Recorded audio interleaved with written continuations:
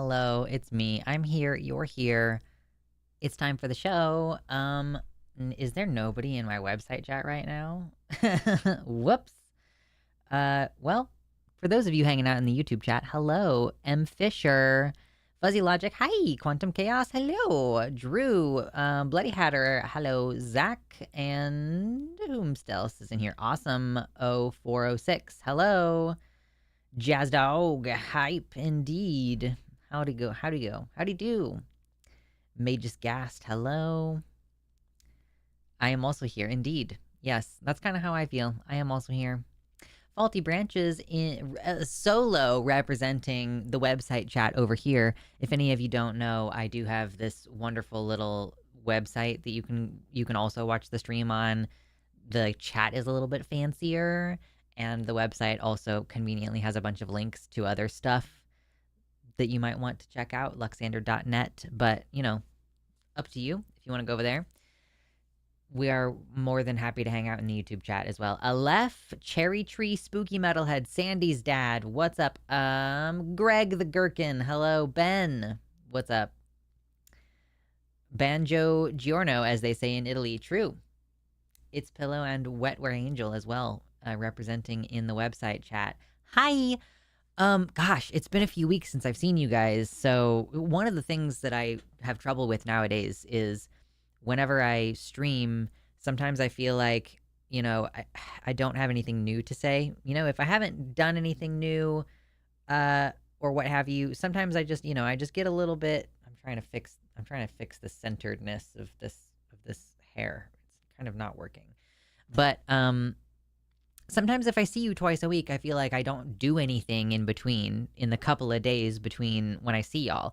So sometimes I have a dearth of things to talk about. Like, I just do not have much to talk about. Especially because we don't cover politics anymore.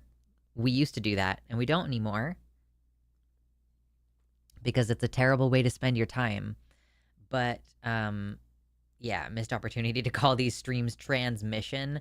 That would imply a certain level of, like, direction or intention that I simply don't possess with these streams anymore. Right now, like, I'm just here to chill.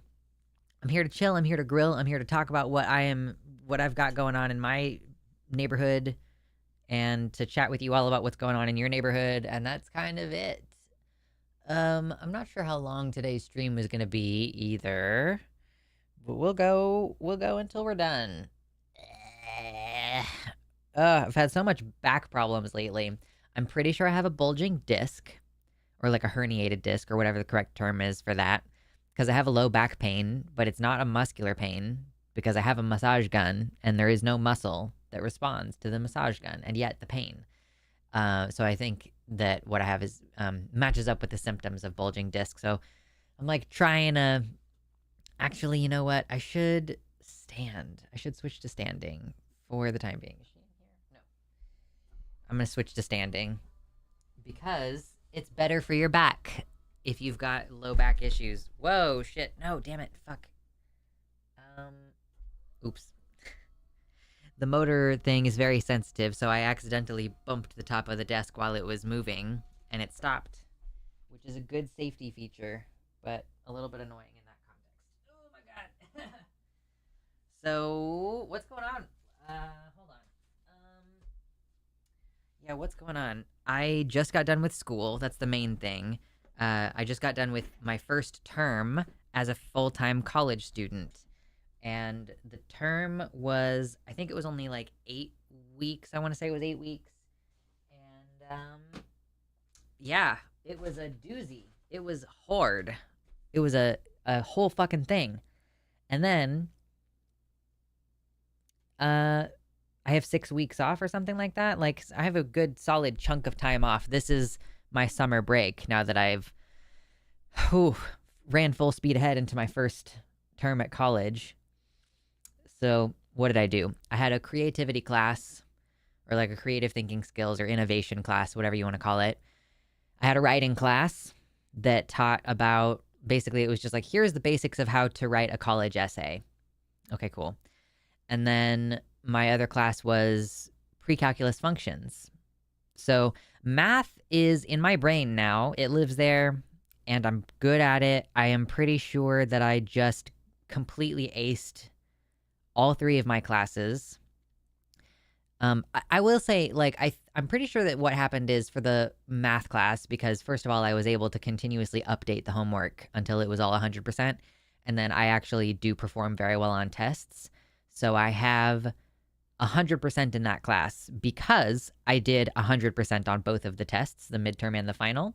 So yes, it turns out that at least when it comes to pre-calculus functions, we're not in trig yet, we're doing trig next.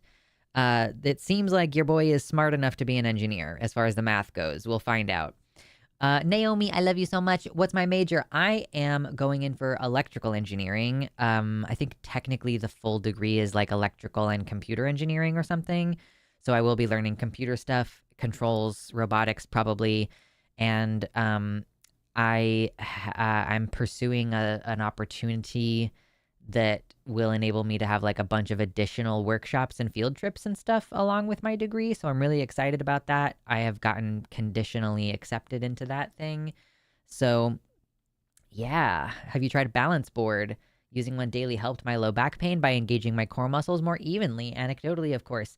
So that's kind of funny. I do basically have a balance bar now, not a balance board. I assume what you mean by balance board is like the ones that are curved on the bottom, and so they kind of wobble and you have to like stabilize it. So what I have is a balance bar, kind of like what a gymnast has, and it is really fun. Like I don't have it out right now, but yeah, my partner was like, I might get rid of this because originally it was for a different purpose, but I was like, no, I'm going to keep this because I think it's a good like exercise thing.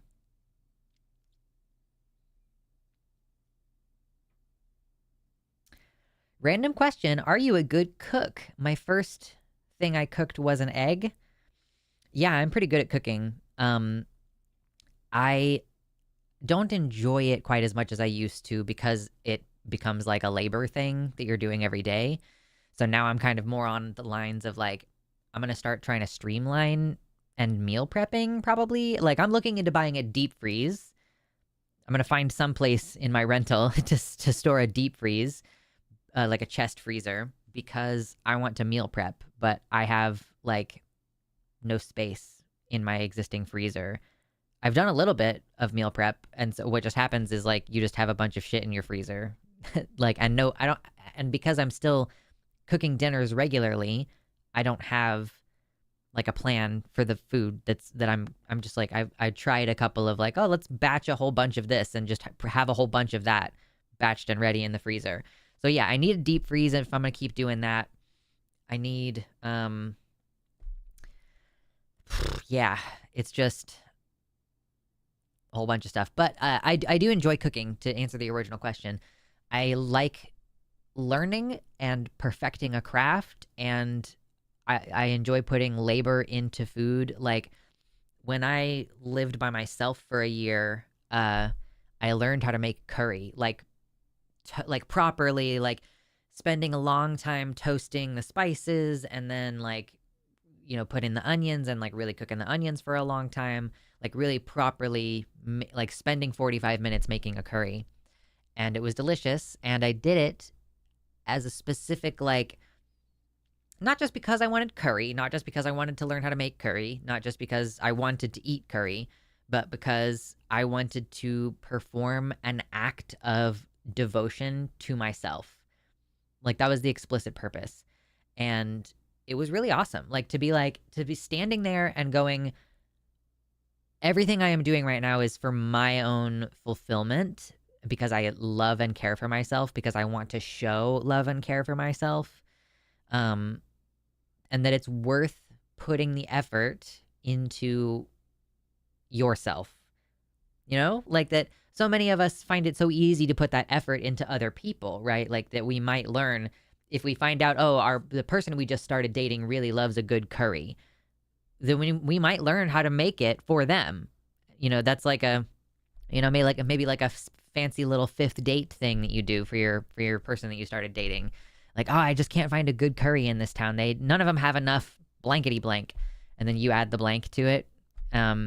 Or like you talk to, you drive out of town to go to the Indian store and like learn about it, right? But you don't do those kinds of acts of devotion for yourself, and you should. Like, you should do that. And you know what's really amazing right now is I'm like, as I am telling you about this, I have made an enormous amount of progress in loving myself, because normally I would be crying, and right now I'm not, which I think shows that I am able to actually accept this without like there's some kind of like reaction that I used to have, and like I still even have sometimes, when you're giving yourself positivity. So yeah, when you show love and care for yourself, you can better show love and care for others. Well, at the very minimum, it's practice, right? Showing love and care for yourself is practice for caring for others, and showing care for others is practice for showing care for yourself. So if you're the kind of person who does show care for others a lot, and you think you should direct that energy toward yourself, but you're kind of feeling like not sure, then, externalize it a little bit. Think about like if you were hearing someone describe the situation that you're in, like imagine like you're like, okay, I'm hearing you. Okay, this is happening. Wow, that's a lot. What would you instinctually want to do to help that person, right? So that's one thing that I would suggest if y'all are. I love how I'm just constantly like giving out little self-help tips, because my life has become like about managing myself in that way. Oh God. Y'all have got lots of really interesting questions today. Let me see. My first term of my presidency? Yeah, sure. I don't know what that was about earlier. I'd love to build muscle, but there's only one problem. I don't like to eat. I'm running into an opposite problem right now. I got a little food diary to start helping me pay attention to what I'm eating, which, by the way, I did just eat lunch. Quote unquote lunch. It's the first time I've eaten today. Where the fuck? I just got some nice mechanical pencils. I don't know what happened to my nice mechanical pencil. I'm still like, this weekend probably gonna do my big post-semester cleanup, because I did kind of like, things kind of went crazy. Like I still like understand what happens when people are a full-time student and they really like dive in to their course material. It's like you kind of like disappear for a few weeks at a time when you're dealing with finals week, for example, or like a midterm. There's a lot of like, I'll just fucking deal with that later kind of stuff going on. Like I legitimately don't have the time to do the dishes right now. I literally don't have time. I have deadlines. So yeah, that was fun. Lux Forest 2028. I'm not old enough, but that's a fun idea. I'm only 32 currently, and I will be 34 in 2028. So I'm not old enough in 2028. It's so weird that I am so close to being old enough to be president, though. I did not realize that. I didn't ever think about that until just now. Okay, that's interesting.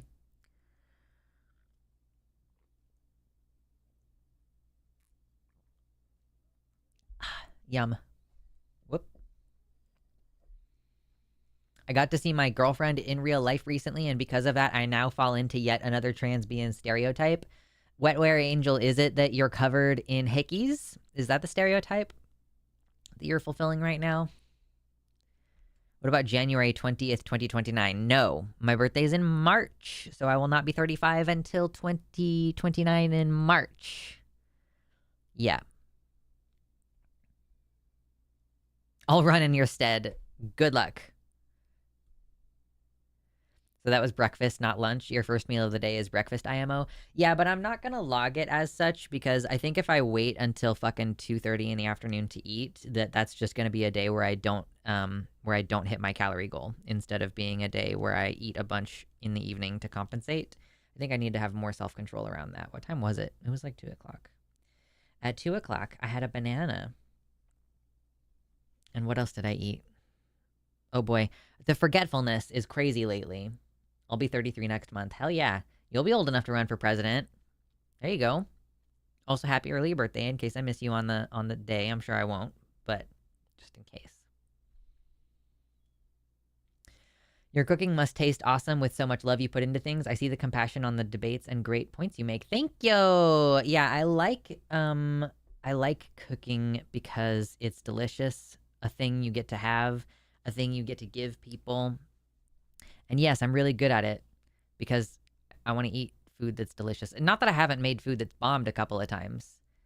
Like I have made food that has been bad before, but it's again, I like learning. I'm a perfectionist. I enjoy honing a craft. I know about things like balance and balance of texture and stuff. And so I'm like, ooh, I'm constantly improving stuff. So I'm like, oh, okay, this meal that I usually make, you know what it really needs is some fucking green onion on the top at the end as a garnish because it needs some freshness and it needs a little bit of a crunch. And then you're like, damn, that really brought it together, you know? So I do like to cook. My partner actually got me saffron one time, which I haven't done anything with it. But he was like, I know you're a little foodie, you're a little freak, you're gonna like this. And I was like, oh, like I didn't ask for saffron. That's nice.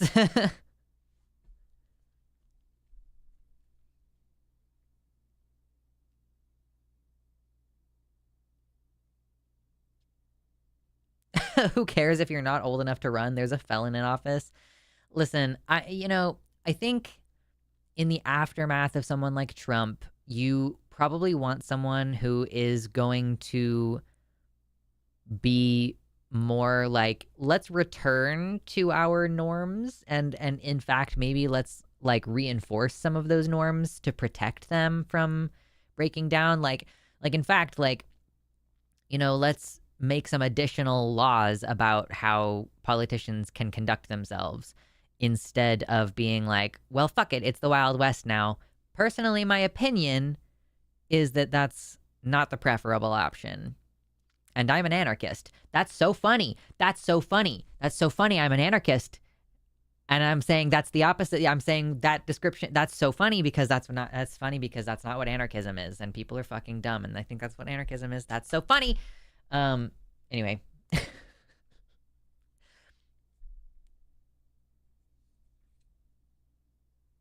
She's really into dogs, let's say. Ah, I see. Mm-hmm. Respect though. When you're getting it, right? Gotta have some respect.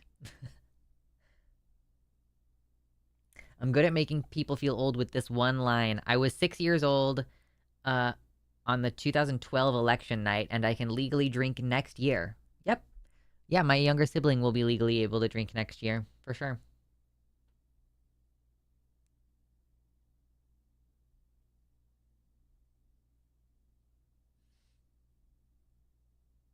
Coffee beans. Hello. Lux for Prez. Yeah, I guess so. I don't want power at a grand scale. I would be okay with power at a smaller scale. I think I have natural leadership skills.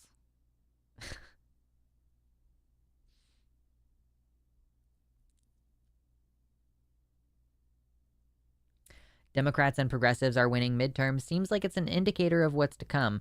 Well, maybe, Billy, but we don't know if we're actually going to have fair elections in the midterms. Like, Billy, I don't know if you're aware of this, but there have been areas earlier this year where they were having primary elections. Like, the process had already started. People had already started submitting their ballots, and the election was canceled in the middle of the election so that districts could be rewritten. So it seems like a lot of places that are Republican leaning have no intentions of ever allowing there to be free and fair elections again. They are canceling elections after ballots are cast in order to hastily rewrite the districts to disempower Black and poor communities, and other communities that lean Democrat. Like, it's pretty fucked up, Billy, if you don't know about it. So, yeah, I don't know if we can reliably say, like, well, the midterms are coming, and so everything's going to be fine after that. Which is not necessarily what you're saying, but that, Democrats will be back in power, per se. And then, obviously, like, Democrats... I'm not a Democrat. I'm not psyched about having Democrats in charge, but it's just kind of better than the alternative. But I would like to see more from our progressive party. It's just not... We just need to keep it from getting really fucked up and worse right now. We're trying to claw things back. And I do think that once Democrats are in place, we do need to demand things from them, to be clear. But Lux for dictator, true.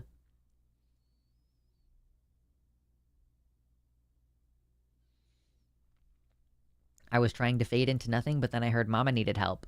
Yeah, I've tried to signal boost Mama's situation a little bit. I don't know what the status of that is. I don't know.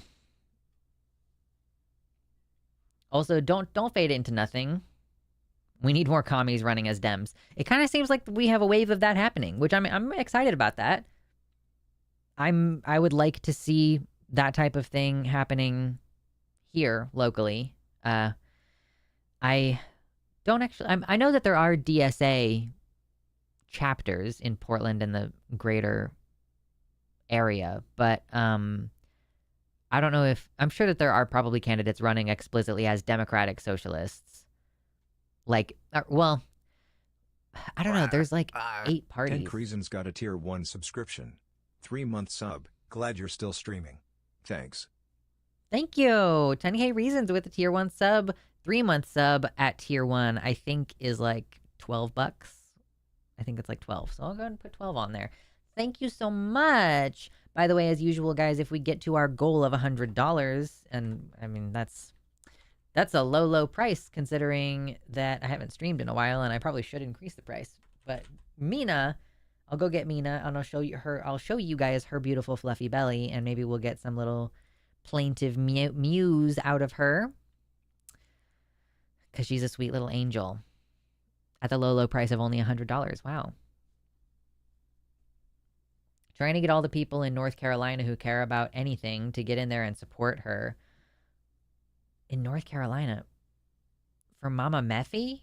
My Sundays have been so empty without Mama Meffy. Aw, that's a bummer.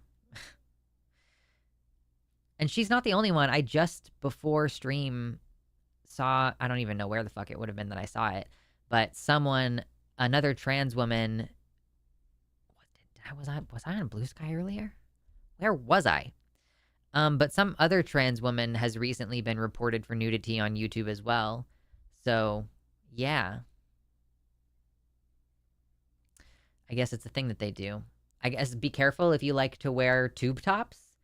Because it seems to be that's what was going on. Like that, Meffy, the video that she was reported for, she was totally covered, but she was covered from here down. So you could see like the skin of this uninterrupted, and so maybe that's what some robot is flagging as nudity, even if this is covered. Like, so I guess you just can't wear a strapless or you can't wear a tube top. Don't know what the deal is, but YouTube sucks, so not surprised.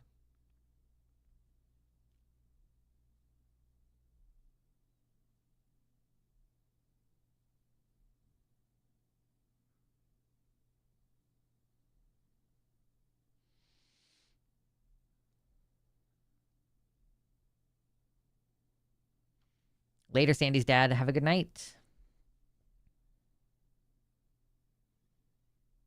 Asmongold got banned for nudity? Really? Wait, what?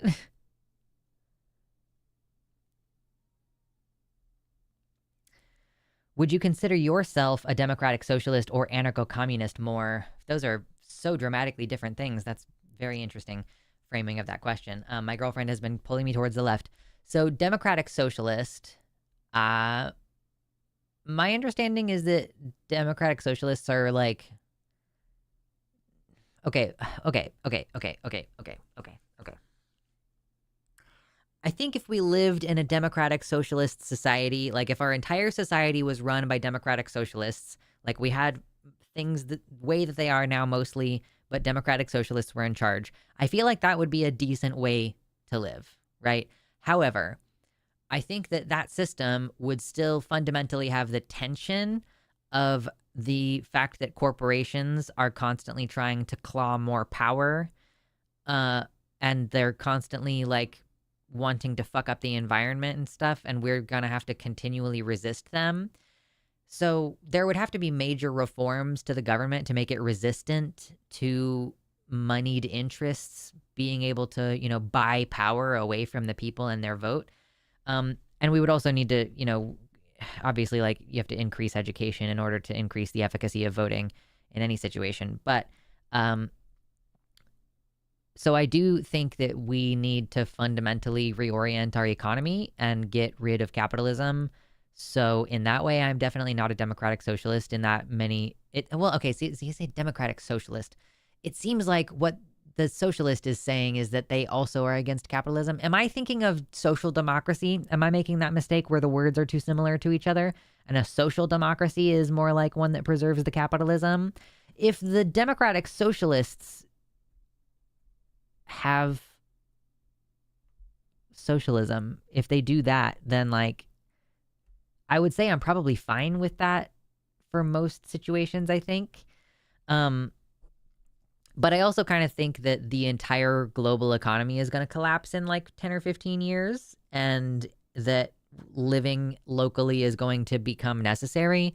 And so in that way, I'm kind of like an anarcho-communist in that like I want to live locally, and I'm an anarchist in that I want all hierarchies to be justified and subject to change and constantly interrogated.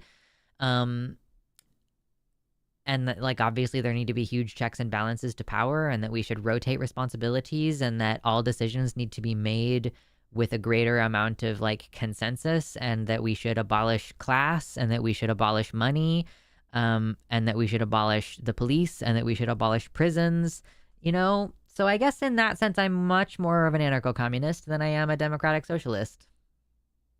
Does that feel fair? Based on everything I just said, I think I'm an anarcho-communist, right?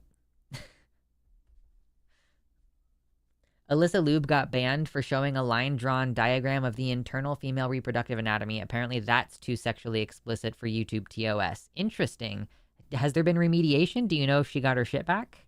Because I feel like I heard she mentioned that, but I think it was like a brief thing based on that she didn't go into a huge amount of detail about it. But maybe it was just a long time ago too. I don't know.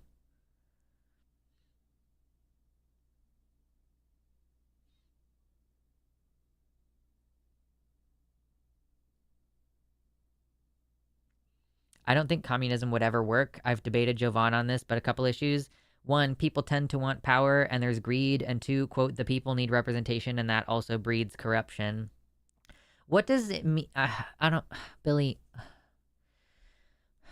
I'll respond in chat a little bit, but I don't want to hold a whole debate in chat. But like, maybe this is more something that I want you to ponder and think about. What does it mean for something to quote unquote work? When you all say, I don't think communism would ever work, what does work mean to you? Because what I would assert is that capitalism doesn't work. Capitalism shows us every day that it doesn't work. The goal of capitalism is to fuck over as many people as possible and get as much as you can at the expense of others. And like, it has clearly consistently resulted in a lot of death and struggle. So that's not working. Maybe Billy, you wouldn't make the assertion that capitalism is quote working, but what the fuck does working mean? Like, I hate it when y'all ask, like, or when y'all say, like, I don't think communism would quote unquote work. What do you mean? What does work mean?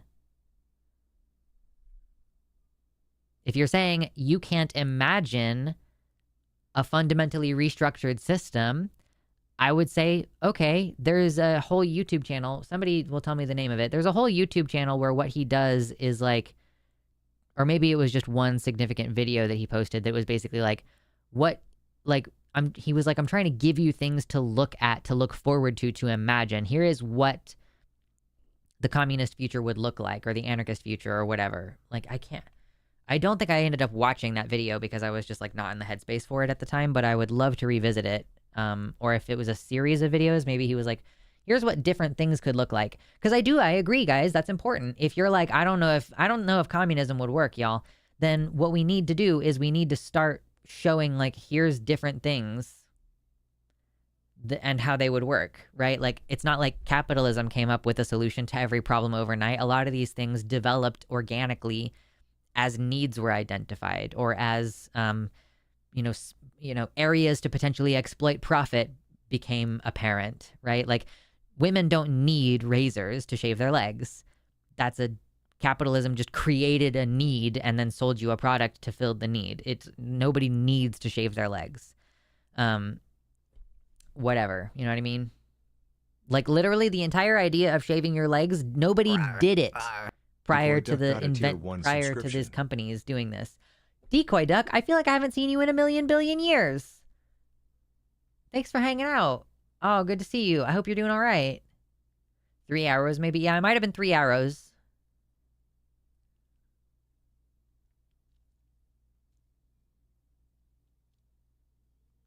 Capitalism is about exploitation and wealth generation. It's inherently greedy and therefore very cruel. Yeah, and it is really interesting to see the greed accusation or like, oh, humans are too greedy, therefore communism won't work. Like, what do you mean? Like, you're saying that people, I think what they're saying is people won't cooperate. But the thing is that the reason why people don't cooperate right now is because they are incentivized to compete and not cooperate. So, like, if you fundamentally change the system in which people are raised to where like there's no scarcity anymore, like nobody needs, like, or nobody is scrapping for their basic needs, like nobody is struggling for their basic needs, then yes, people want to be comfortable and people do like want stuff like yeah, some people want the new iPhone every year. But I don't think that somebody wanting the new iPhone every year or even somebody wanting a really big house is like, I don't think the type of greed that we see now would exist in that system is basically what I'm saying. I missed my green name. Makes me feel special. Thank you, Coffee Beans. We got 2 tier 1 subs, one after the other. I'm going to add them in here. Thank you guys so much. That brings us up to $22 out of our prospective $100, at which point I will go wake Mina. I believe she is sleeping in my window. She does love to sleep in the window. She's a baby.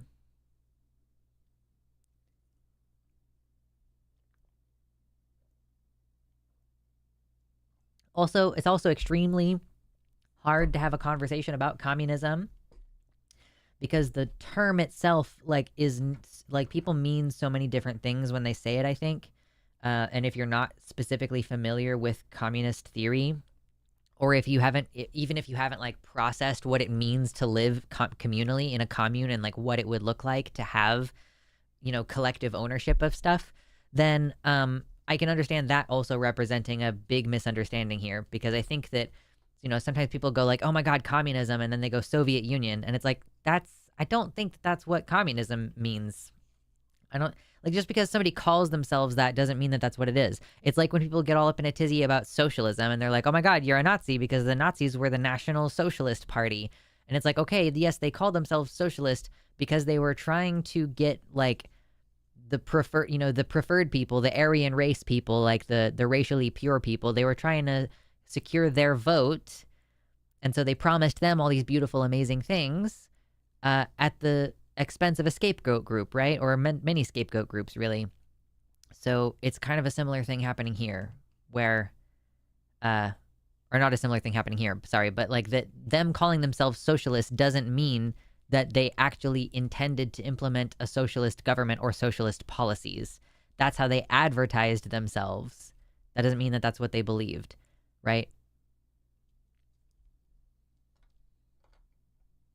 Yeah, Kai, I agree. I think it's really hard to imagine what a true communism might look like if you've lived your entire life under capitalism. Even I probably don't have a clear idea in my head. Or like maybe the idea, I mean, literally the idea I have in my head of a commune is Jackson Hole from fucking The Last of Us, because it's the only commune I've ever seen represented. Or like maybe just recently.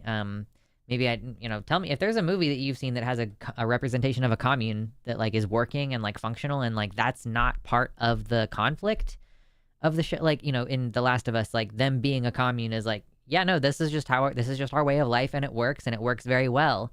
In fact, I do kind of there's still a video essay in my mind and like, honestly, like 3/4 of the way scripted that I could make. That's like, I think that The Last of Us TV show has a pro-communist, anti-capitalist message in the way that it depicts like the difference between Jackson Hole versus the still capitalist or even fascist kind of way of exchanging value as it's done in the containment zones or the quarantine zones. Anyway, it might be Andrewism. Yeah, it might be Andrewism that I'm thinking of, who was like political, or maybe, okay, so Andrewism has political theory. Maybe Andrewism is not the person who did the video that I thought that I saw was like, if you're having a trouble imagining an anarchist future, here's what it would look like, Do you believe the Communist Manifest still holds up its ideas? I have not read the Communist Manifesto.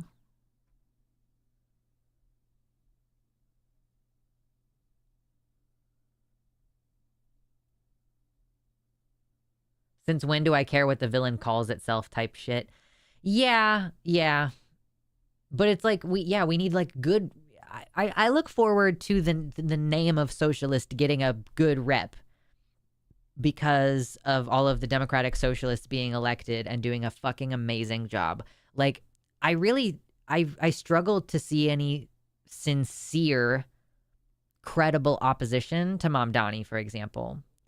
Like, I don't see any... I don't know, like, maybe it's because I've been out. I'm like not on Facebook anymore. Like, I'm not really viewing the opposition very much. I'm not looking for that news right now, but it does seem to me like if there are criticisms of Mamdani, they're very shallow, or they're kind of reaching. They're kind of having to stretch things. And it seems like, he's just doing a good job as far as the majority of people in New York. So as we see more and more of these candidates winning their primaries and then probably eventually winning their elections, I look forward to the idea of socialist policies gaining positive...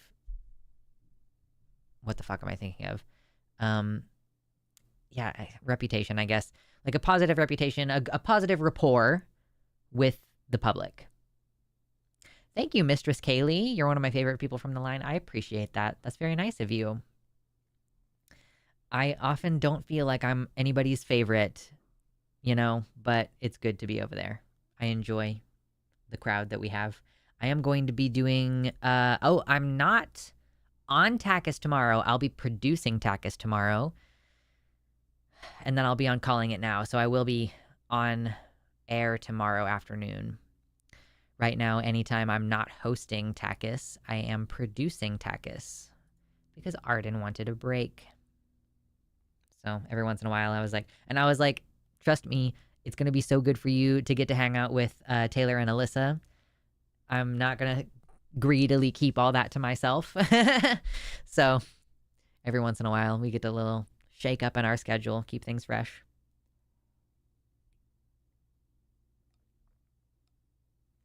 He's enacting Sharia law, exactly. Mamdani can't be president. No, and to be clear, I'm not saying that. Some people have been goofy and be like, oh, Mamdani should run for president, la la la. If the Constitution doesn't mean anything and Trump's going to try to run for a third term, then whatever. Again, I don't think that we should contribute to like the breakdown of...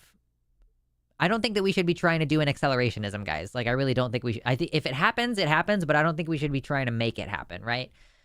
Anyway, I'm not suggesting that Mamdani should be president, but what I'm saying is it's a bummer to me that the name socialist has been done so dirty, and I would like it if these democratic socialists keep getting elected across the country and do a good job at governing.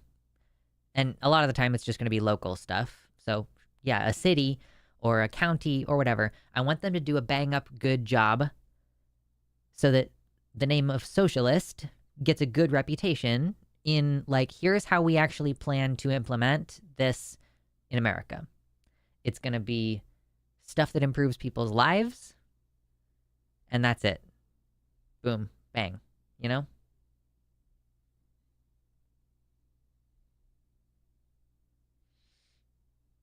Banana Brains, you said that you wouldn't mind being made a moderator in the YouTube chat. So guess what? That's what happened. Why'd you leave the keys upon the table? True.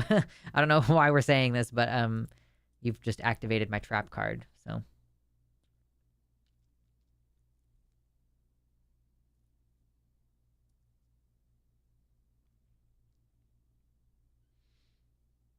You're my favorite. Thank you.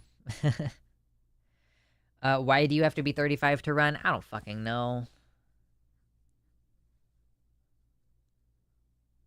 TBF, the Constitution is due for a rewrite. Listen, I actually think that we're doing all right with the way that it is right now. Listen, you need to dramatically fix the gerrymandering problem before we can do a constitutional rewrite. Are you fucking kidding me? Like, here's the problem, you guys. Conservatives are pushing, they're tweaking, they're fiddling, they're pushing toward a constitutional, what the fuck is it called? Convention? Constitutional convention might be what it's called.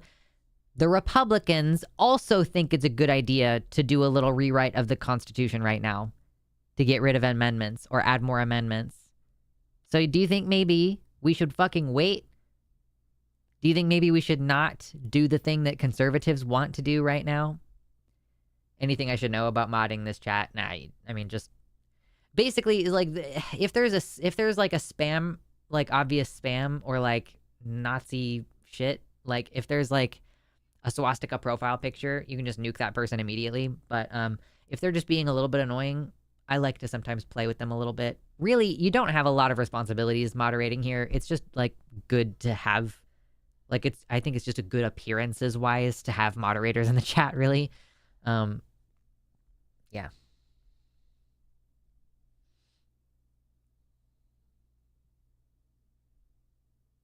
Yeah, rule number 1, be normal. Exactly. Honestly, the rule number 1, be normal, mostly means don't sexually harass me.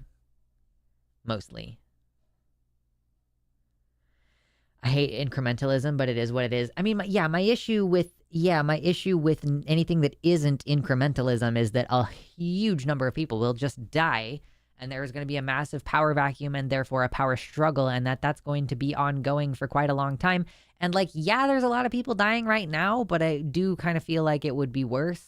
And maybe, I don't know, like I would need to pump the numbers on that. Like I would need to crunch the numbers, is I think what I meant, not pump the numbers. That's crazy. That's a different thing. I love math. Yeah. I don't even know what conditions we would need to do to have, to be comfortable really doing a constitutional rewrite. I'm thinking about calling into the transatlantic tomorrow, but I'm nervous. What are you thinking about calling in about? Because I'm going to be screening calls, and honestly, I don't like answering the phone. So, every friendly person who calls, my soul dies a little bit.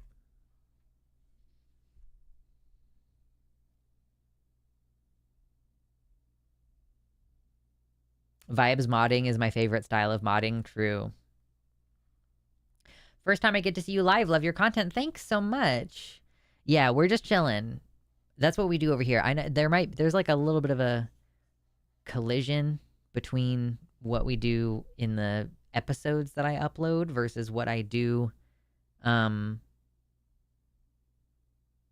the live streams, because obviously we just chill for the live streams, but then my channel now is just like debate content. But listen, you gotta relax sometimes. I'm not fucking doing debates live on my own channel. I would kill myself. First Dead Domain, then Riverboat Jack, now Luxander. I'm slowly taking over leftist streams. Mwahaha. Yeah, it's honestly a big factor that you are a mod already for other people. Chilling like a villain. Exactly, Gayfesh. Exactly. And this weekend, I get to watch The Matrix Reloaded for our podcast, The Many Worlds Hypothesis, on the Gayfesh YouTube channel, where we're currently doing the Wachowskis. And the Matrix episode just went up this week, I think. So we did The Matrix, and next we're going to do The Matrix Reloaded.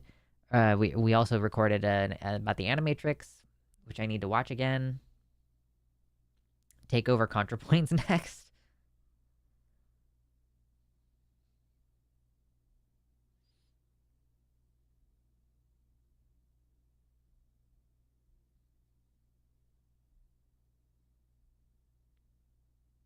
When I called in on the line with the theism debate, you saw I was from Kentucky and went, oh, listen, don't put too much meaning on anything I say when I'm screening because I don't actually have a lot of brain capacity when I'm screening. There's kind of a lot going on because I'm producing at the same time. So I'm like trying to pay attention to the show, and I've got the chat, and I've got the calls. So yeah, please don't take anything I say seriously during that. I'm just trying to get through it. I'm just trying to hold my shit together. I kind of want the opinion on chasers because I kind of am one. Okay, Drew, I'll tell you right now what their opinion on chasers is going to be. I believe tomorrow the hosts are Josie Caballero and Riverboat Jack. So, well, yeah, I guess we're the only three. So if it's not me, it's going to be the two of them, huh? Anyway, so their opinion, Drew, is going to be a chaser is mostly what we would describe as like a person who is attracted to trans people and doesn't particularly care about the trans person's consent in that situation. So if you are attracted to trans people, but you're like, I want to make sure that they feel good and I don't particularly focus on any part of their body, and like mostly and like if it's somebody who's into it and people don't feel objectified, or if they feel objectified it's in a way that feels nice to them, then they're going to be like, yeah, then what you're doing is not problematic, you know? So chaser does specifically mean this. Like, honestly, I don't even know if you can self-identify as a chaser. A chaser is like a gross person who fetishizes your trans body, usually in ways that are like fetishizing the parts of your body that you're most dysphoric about. So like, okay, like for example, when trans chasers are attracted to trans men, what they will say is like, they'll say things like, oh, you don't even need tea, you already look so manly, and stuff like that. Like they fetishize that they look like little boys, basically, or like that they're like trying to get them to retain their feminine qualities, and it's fucking weird. And then with trans women, when people fetishize trans women, they do it in this way that's like, oh, don't get bottom surgery, you know, your penis is so whatever, like, and they compliment the penis, and they really want to, you know, they really want to be involved with the penis and stuff. And it's uncomfortable, right? It's objectifying and uncomfortable. So I don't think that I know. Oh boy, Banana says I knew someone who was gross and self-identified as a chaser. Yeah, that's terrible. If you're saying by chaser, I just mean I prefer trans women over cis women and cis men. I'm bi, but hold this preference. I never want to cause harm. Yeah, I don't think that that's chaser, Drew. Like, okay, I identify as queer partially because, so I don't like the word bisexual because it implies to people who hear it like men and women, and I don't want to accidentally imply that to people. Pansexual means like I'm attracted regardless of gender, but that doesn't hold true for me because I am attracted to people because of their gendered traits. Technically, the term omnisexual fits that description of being like attracted to anybody of any gender, but not regardless of gender. Their gender does matter and like is a factor in how I'm attracted to them. And so I identify as queer because of those reasons. And if I were to date now, I would be like, I don't want to date cis men. I would probably be like, I don't really want to date trans men either. And then between trans women and cis women, would I have a preference? Like trans women, I'm gonna be able to meet them more easily, I think.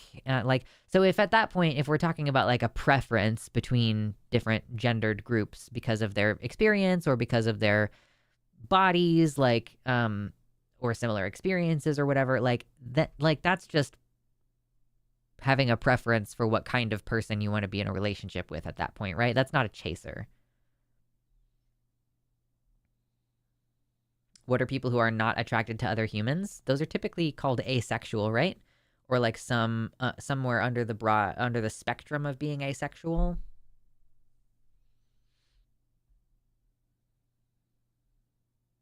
Yeah. Consent is key. Is the quote chaste person comfortable in this situation? If so, then it's not really chasing, it's just a dating preference. Yep.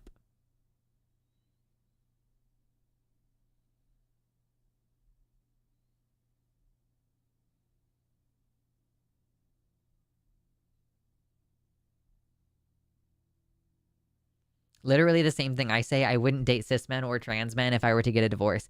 I know that I'm attracted to both groups, but oh my God, I'm done with the particular blend of bullshit that is dealing with cis men. Which is so funny because I just made a friend at class who I am actually planning on staying friends with. Well, I kind of like mentioned obliquely that I was trans, and he was cool about that. And he has defaulted to using she, her pronouns around me, which I think means he assumes that I'm a trans woman, which is fine. But I haven't told him that I'm non-binary yet. I kind of want to I wanted to have a good outcome in my class. So I wanted to be like, oh, this is a fun friendship and I'm not going to ruin it by talking about serious stuff. But I'm like, I just became friends with a man recently. It's so funny. Like I click with men and I enjoy hanging out with men. And for some reason, I find it much easier to make friends with men. But yeah, I don't want to ever date another man again. If we opened our relationship, I would never date another man again. It's never going to fucking happen. I also would not date cis men, so I get it. And my feelings aren't hurt at all. Yeah, Quantum, aren't you a straight man? Yes, Soulless Penguin nails it. Being a chaser is like being attracted to a sexualized stereotype of what a trans person is rather than the living, breathing human in front of you. I just looked and just noticed that there's 93 people in here. Hello, 93 people. If you have never super chatted, consider sending in $5 in super chat or in a direct donation on my website, because if we get to $100 in this thing above my head, I'm going to go get Mina, my beautiful baby cat who I love and I think about all the time. Genuinely, I'll be out and around in town and like I think about my cat. Oh my God, I wanted to tell you guys about this dumb thing. Okay. Doing math has changed my brain forever. Okay? Doing math has changed me because here's the thing. I was trying to figure out, I was like, I feel like Mina, like she seems like she's gaining weight, but she also seems like she doesn't eat very much. So I was like, how much does she actually eat? And I was like, okay, so her treats are 1.5 kilocalories per treat. Like this is just me collecting information at this stage, right? I was collecting information at this stage. So she has the dry food, which is right now at 3.9 kilocalories per gram. And then I give her a pouch of wet food every day at 52 kilocalories, okay? So I was kind of like, okay, that's the basic information about how much food she, like, this is what it constitutes her food. And then I was like, this is the way that makes the most sense to me right now, to put that information into a math equation. Like, instead of what I could have done of, like, doing each one individually and figuring out, like, oh, well, I usually give her this many grams of dry food, da-da-da-da-da, plugged it into an equation. Here's the 1.5 treats. She often gets about 9 of those treats per day. She actually should get like 17, but I usually forget to give them to her the second time. Plus, the actual number here of 3.849, it wasn't actually 3.9. I rounded it, and then I decided not to round it, of how many kilocalories per gram. And then I give her usually however many grams of food per day, the dry food, 40 grams, plus the constant of a 52 kilocalorie packet of food. And then I plugged that all into my calculator and got an answer of she usually eats like 219.46 kilocalories per day, which is not enough that she should be gaining weight. So anyway, that's the thing that made the most sense to me to do that. I don't know. Let's just throw it in a bowl and be done. But I can't do that because so here's the problem, Billy. I have been a really irresponsible steward of my cats before because I've just put the food in the bowl and let them eat whatever, and then they get really overweight. And then all 3 of my cats, or at least 2 of them, I know 2 of them for sure, and possibly the third one, died of some cardiovascular problem, probably younger than they should have otherwise. So I want to give her a better chance. So like every animal that I get, I kind of understand now why people with multiple children, why sometimes the first kid is like resentful of the youngest kid, because like you become a better parent. You are a better parent in terms of you know what you're doing by the time the third kid comes around. And like each of your kids, like your first kid gets the version of you that fucked up all the time. You know, like your first kid got the trial and error version of you as a parent, which sucks. So yeah, I'm trying to kind of do a similar thing with my cat. Like I'm like, I want you to have the best life outcome and feel the best and be the healthiest and have the most engagement. Yeah, like I want good things for her. She's my child. I love her dearly. I keep getting root beers and then forgetting to finish them. I'm gonna go get a root beer and I'm gonna try to finish it this time.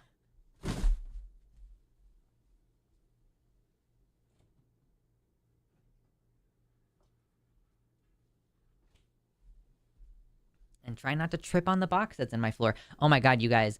I'm so excited to I'm gonna reconfigure my desk situation probably like Friday. Or I'm gonna at least try to do it on Friday. Maybe Saturday morning. But I'm planning on moving my desk around in my office and then having much more space in my office. Like my office is not set up in a way that makes any fucking sense right now. So I'm gonna change things. I'm gonna move my desk. It's gonna be good. Barks is the best root beer brand. You can't change my mind. The problem is, actually, did I recently find out that there is a zero sugar version of Barks root beer and that maybe that my local Walmart just doesn't have it? But anyway, I've been drinking zero sugar soda and zero sugar A&W. See, you can't use the infinite soda glitch with Barks, even if it is zero sugar, because it still has caffeine, right? I feel like I'm having deja vu. Did we already have this conversation like a few weeks ago? I think we already had this conversation. That is there a caffeine-free and zero sugar version of Barks root beer? I'll try it. I'll try it, dude. I will.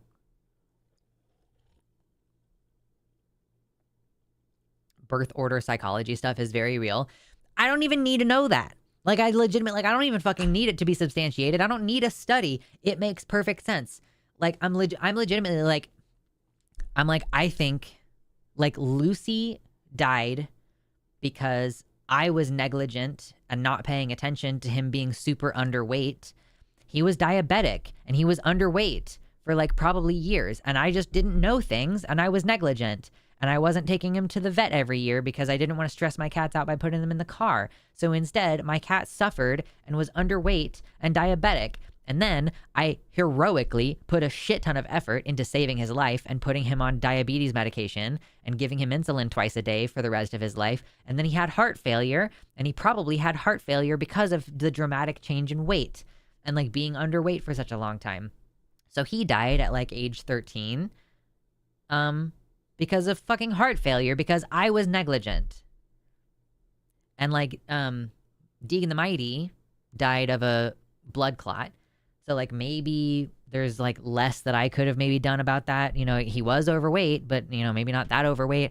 But what I do know is, like, now that I understand better the kilocalories on the can of food, that I was dramatically underfeeding them. So I do know that he died hungry. Like, I know that he died profoundly hungry. And I feel deep regret about that, right? Mitternacht, who just died in December, at age like 15, roughly 15, 16, maybe, it's possible, and I suspect that he might have died from some complication of having a bowel obstruction, because he would get hairballs frequently. He threw up frequently, which a lot of vets don't think is a big deal. But I recently read like a veterinarian's write-up of how blockages are a problem, and that frequently throwing up can be an indication that there is a bowel obstruction and we miss it, and then cats die at a younger age from a preventable death. Mitternacht means midnight. Yes, he was a black cat. And like sometimes I would notice that he would make little grunting noises when he pooped, and it's entirely possible that Mitternacht died of something that I could have prevented. And so that's my three cats. We got them when I was like 15 or like 16 or something like that. Maybe Mitternacht was born when I was 17 or 18. And over the course of the last 6-7 years, they've died one by one. And like 13, 15 is a pretty long life for cats, to be fair. Not for a domestic cat. That's not for a domestic cat. Nope. That's like long if you're only looking at the way that cats live outdoors. And like also, I think that even our current ideas of how long a domestic animal lives are based on like a really fucked up low quality food system. You know, like our dogs and our cats, we feed them dry food. I wouldn't put that on yourself. It's not about putting anything on myself. I know for a fact that I could have done more. Even if I didn't directly contribute to any of my cat's deaths, I know now that there are things that I need to pay attention to. You do need to pay attention when your cat is pooping. Like, you need to pay attention if they're struggling to poop, or if they're drinking too much, if they're drinking a lot of water, or if they're seemingly not drinking very much water. Like, you do have to pay attention. I had a cat live to 19. My cats have lived to around 20 on average. Yeah, I would expect 20 as like a good age. Name your top 2 artists you listen to on Spotify and one that you're ashamed of. I don't listen to anything on Spotify. I don't think I've ever had a Spotify account. Time to sit down. Ugh.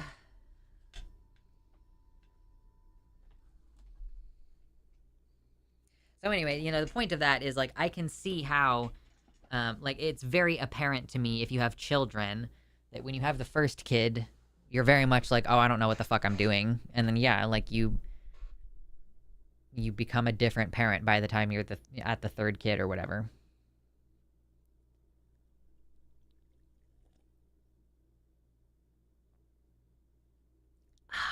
Yummy.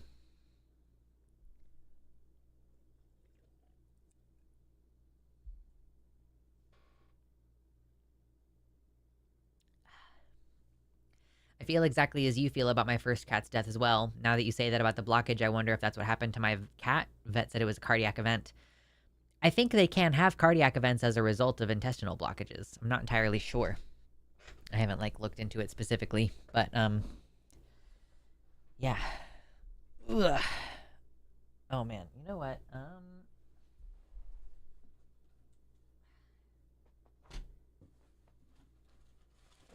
man, I need to return that book to the college. I told you guys earlier that I have, like, a bulging disc or something right now. My lower back has been fucking killing me. So I'm doing the thing where I put, like, what is this? This is like a towel, in my lower back area, so that I can take some pressure off of my spine.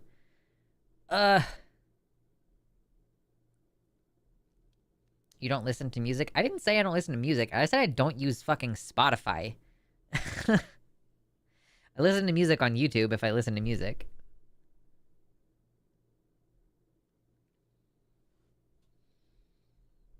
My top 2 is probably Chappell Roan and Billie Eilish. My secret shame is just how much Taylor Swift I'm willing to tolerate. Yeah. Excuse me. If you're just asking who I listen to music-wise, that's a different question. Excuse me. Bulging disc sounds really, really bad. It's super duper common, actually.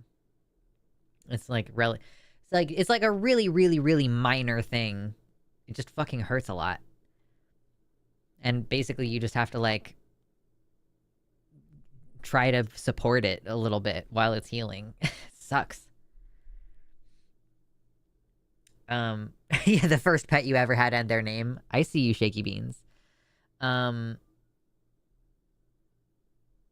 my god, y'all are so hype in the YouTube chat right now. Just zoom in the YouTube chat. Drink water sometimes. I know I need to drink water. I know. When I say infinite soda glitch, I mean, I would never be the type of person to drink like 3 sodas in a day, but now I will. But I also drink like 3 or 4 glasses of water. So I'm hydrating just fine.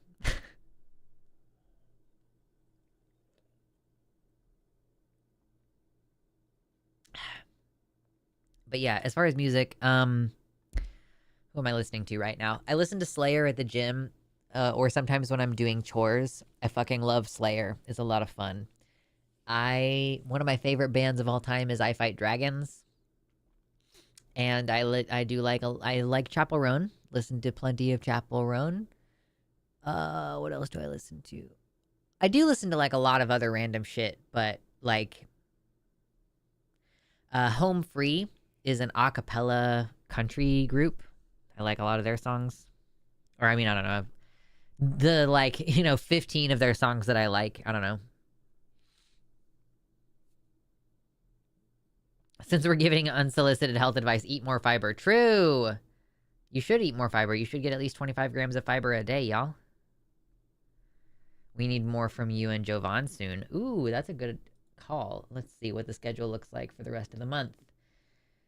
Takis this week. Well, you're in fucking luck because tomorrow... Wait, is that tomorrow? Nope. Oh, shit, I didn't put my watch back on after my shower earlier. Damn, that's crazy. Yeah, I'm okay with missing 1 day of data. I'll live. It'll be all right. But tomorrow, I think... Yep, tomorrow I'm going to be hosting Calling It Now with Jovan. And we'll be doing 3 hours of show. So that'll be fun. Can't believe we're almost at the end of August. It's crazy. Like, we only have like a week and a half of August left, y'all. Wild. Come back, chat. I miss you. I Fight Dragons? Yeah, do you know I Fight Dragons? I saw them in concert once. It was fucking awesome. Maybe I should give Chapel Roan another chance. I mean, it might not be for you. I don't know.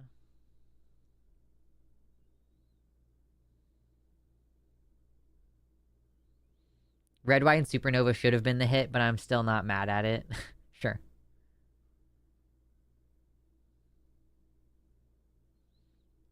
The favorite Chapel Roan song. I think my favorite Chapel song is Coffee. But it's not the one that I want to listen to the most often. The one that I want to listen to the most often. Yeah, I mean, she's got so many good ones. Red Wine Supernova is obviously really good. Good Luck Babe can be really fun if I want to shred my voice. My Kink is Karma has good vibes. I feel like I'm missing one, but whatever.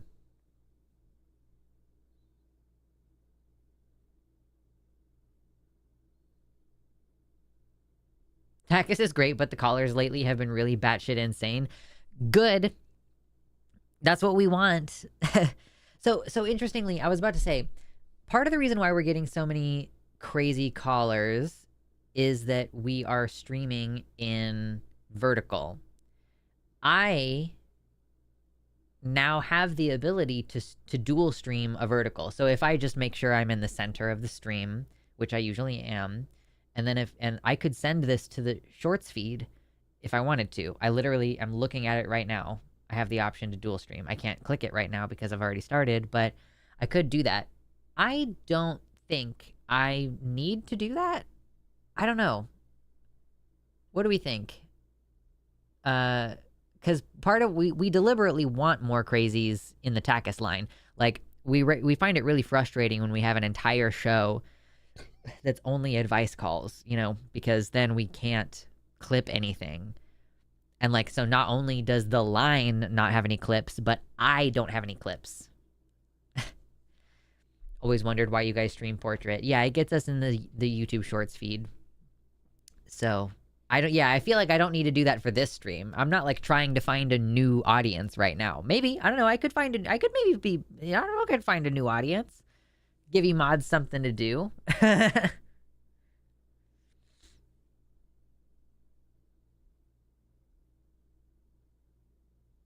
Have y'all been able to get any conservative content creators to call in yet? Jimmy is, instead of like having people call in with regards to conservative content creators, he's been trying to set up actual debates.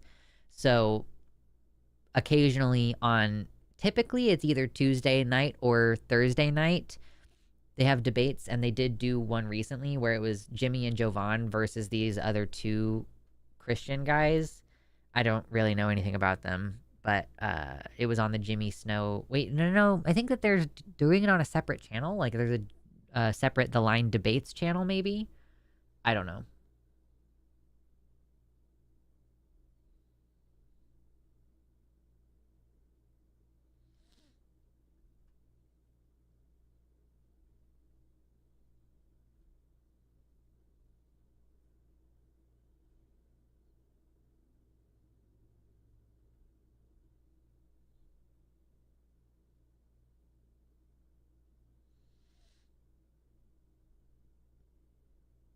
Up to you on the vertical. Yeah, ultimately.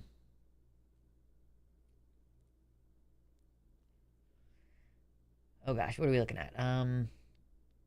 After getting my ex's cat on a diet and slowly dropping from a literal stand-in for a soccer ball to a healthy weight, they lived until they were 19. Yeah, yeah, and I was like looking forward to it with Mitternacht. I was like, I finally put him on a diet food. I found a vet that's like right down the road instead of like a 20-minute drive. So I was like, okay, I'll start taking him to the vet and everything. Like I had just dropped like $600 on vet and blood work and new pet food and new treats. I was going to treat his arthritis and everything. Advice calls are kind of boring if you've been out for 15 years. That's what I'm saying, dude. Okay, so this is actually okay, so it's time. It's time now. It's time. You guys, speaking of the fucking advice calls, I'm going to write a book. Okay? I'm going to write a book. And I am going to write a self-help book. And it's going to be basically like, I'm going to defer people to that when they come in asking early transition questions. So I've been kind of resistant to saying anything about the book because I didn't want to cancel any momentum I had to work on it. And then I didn't end up working on it much anyway. I'm kind of hoping to just focus and write it during this like 6-week break between terms. Like I'm hoping to go ahead and just like knock it out. I don't know if is that a crazy thing that I'm like, yeah, what if I just write a whole fucking book in 6 weeks? But it's a self-help book. It's going to be basically like intended for someone who is basically just coming to a place where they're like, I think I might be trans. And they like, so I have an outline. I have an idea of what I'm going to put in it. I think about the calls. I'm like, what do I say during the calls? What advice do I give? And so basically I'm going to try to take all of the different types of advice that I give or all of the different kinds of questions and concerns that people have and put them into a book. And I don't know what the price is going to be. I have no idea I don't know how to publish a book. I don't know if it's going to only be an ebook. I need to talk to people, but yeah, it's going to basically be a self-help book for people who are just realizing that they might be trans or who just now think that they might be and they want to explore the idea. Would you do an audiobook? Yeah, I mean, sure. Yeah, I would do an audiobook.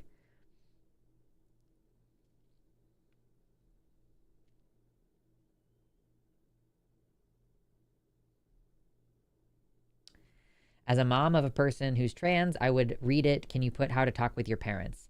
Yeah, I thought about basically, there's going to be a chapter about coming out, basically.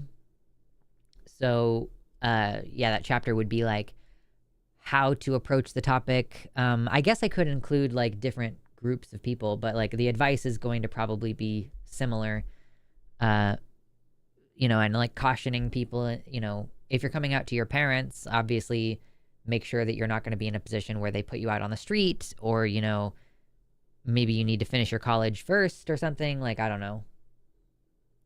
A novel-sized book in 6 weeks would be doable with a 2,000 words a day speed. I don't even know if it needs to be novel-sized. Like, it could be really small. I don't know. Maybe I find really ruthlessly efficient ways to say everything. But I'm just so tired of repeating myself during the calls. You know what I mean? And I want to have a resource to point people to. Like, look, go buy my book. It's $10. You'll get so much more value out of reading my book than you will out of spending 20 minutes on the phone with me right now. Just go buy the fucking book. Like, maybe that's a little dismissive of me too, but I don't know.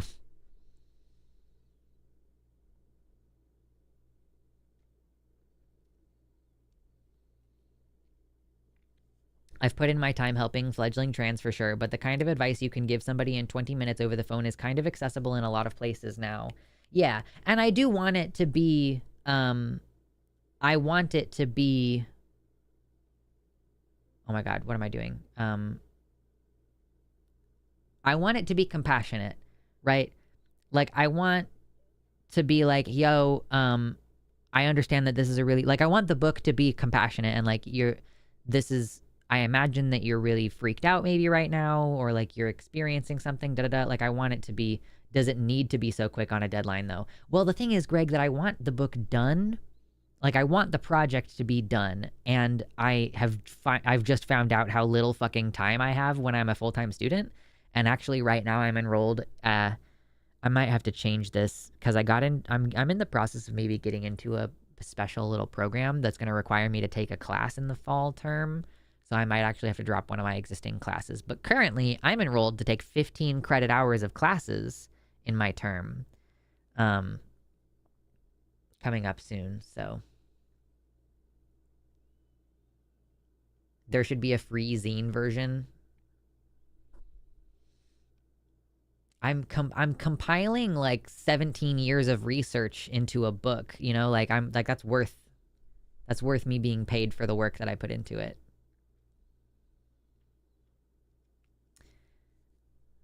I'll buy a copy of the book, ebook or physical book, but audiobooks are so much nicer for me. Yeah, and like to be clear, Ale, I do think of those things when I am writing the book. Like I think of things that are like, you know, if I did this in the audiobook, here's how this would play out. All right, you know, so like I do consider that in the making of the whole thing. I have no fucking idea what goes into making an audiobook. Is this audio quality right here good enough for an audiobook? Should I drape a blanket over me? I'll just like drape a blanket over me and like get really intimate with my microphone and be like, it's audiobook time. Reading the audiobook, read to you by the author. Like, I don't fucking know. I don't know how to read a book. How do I keep at the same tempo? Do I have a metronome? Do I like put my headphones in and I've got a metronome to make sure that I talk at a consistent speed? I don't fucking know. I've never done an audiobook, but I would. You know, I would.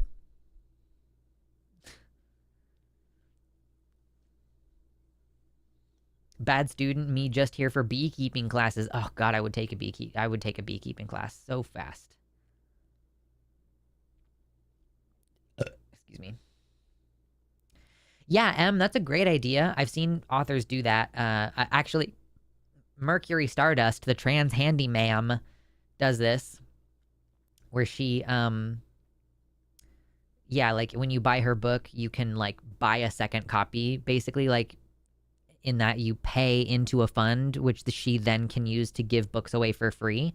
So yeah, for sure, I could do this. Something like that. I also love the idea of my book going into libraries. I don't really know how that works. I like the idea of writing a follow-up sequel called like So You Think Your Kid Might Be Trans. The book title is So You Think You Might Be Trans. Does that seem like a good book title? If I title my self-help book, I don't know how to read a book. If I said that earlier, I was probably a misspeak, but it's true. I don't know how to read a book. I don't know how to write a book.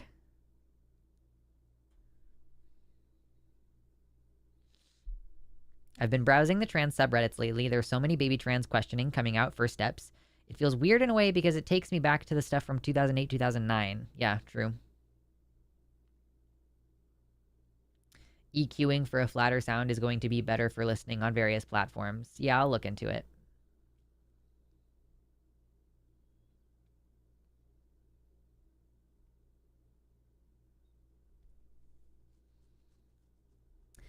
Yeah. I love the idea of my book, like, So You Think You Might Be Trans, being in high school libraries. Like, that really tickles me. I think it would be highly controversial. But also, like, it would be very funny if people tried to get really upset about what's in my book, because it's going to be basically just like, oh, I'm also going to hit on the message in the book, like, look, this is an exploratory thing, and if you find out that you're not trans, that's good and perfect for you. Like, that's great. And you can feel good about knowing that you chose your gender and not that it's just like you're just doing the default, you know?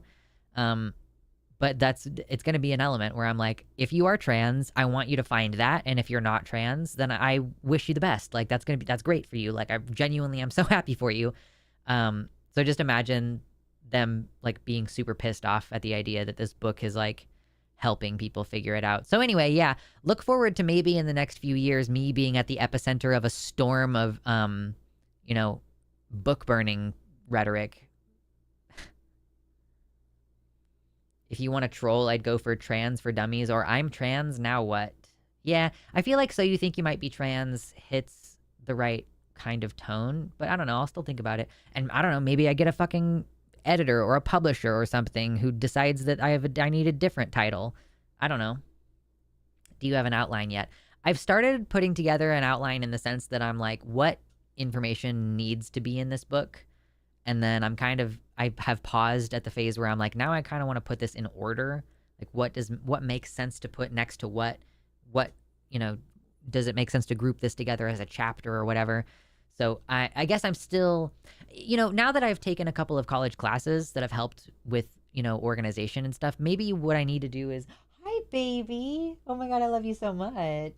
Hi. Um, Hi. Oh, yeah? Oh, it's time for wet food. I know it is. Oh, I know, baby. Oh, we haven't hit the donation goal. I want to pick you up so bad right now. I love you so much. I'm gonna have to feed her wet food in a second. Maybe I do need to continue doing a little bit more in the research phase on this book, like figuring out, figuring out what all needs to be in the book. Like maybe trying to organize. Yeah, maybe I need to go back to like a divergent thinking phase of the process and make sure I have everything I might want to include. Stop it. I know. I know. God. Mina. Are you hungry? You want wet food? Okay. Guys, I'll be back in like a couple minutes. I'll be right back. Okay, come on, Mina.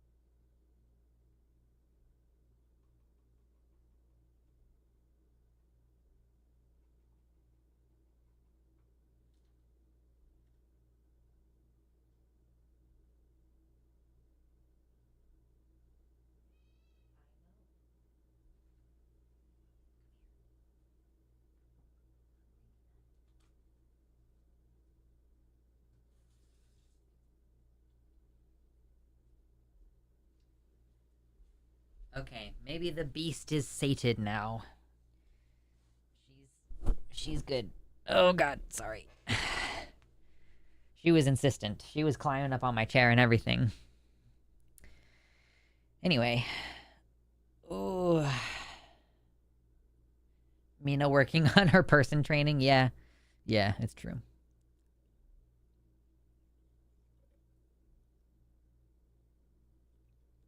Lux has imposter syndrome and we should all encourage them to the max. I feel like I don't have imposter syndrome.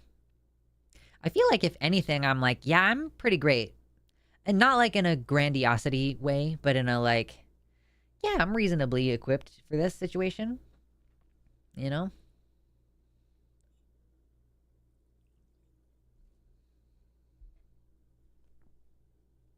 You need an ISBN number, and if you're going through a publisher, they may distribute to stores and libraries. Yeah. So I guess I would like to eventually connect with a publisher. You know what's so awesome is like being a member of the line and being part of that and having all these amazing people around me has actually been hugely influential. Yeah. Has there been a super chat that I missed putting in here earlier? I did. I missed like an 11 euro super chat earlier. I'm so sorry. Pimstein for not fucking paying attention. That was way earlier. So sorry. Thank you, Ghost Vampire, who says, hey, Lux, love you and your content. Get this, I told my mom that I was bi, and she said not to tell my father because it will literally kill him. Am I crazy, or is that a super messed up thing to say? Yeah, it seems like a messed up thing to say. Although, now you have a secret weapon if you ever are like, I hate this motherfucker. You know, just tell him you're bi and he'll literally just drop dead. You know? That was a joke. That was a joke. Hi, beautiful. Hi, baby. Yeah, someone said earlier, Mina took Lux's full attention. She's a baby. I love her so much. Are you baby? I love you. You're so good. Was that so good? You didn't eat very much. Is that finger licking good? She's licking her mouth a whole bunch. Anyway, come back, chat. I miss you.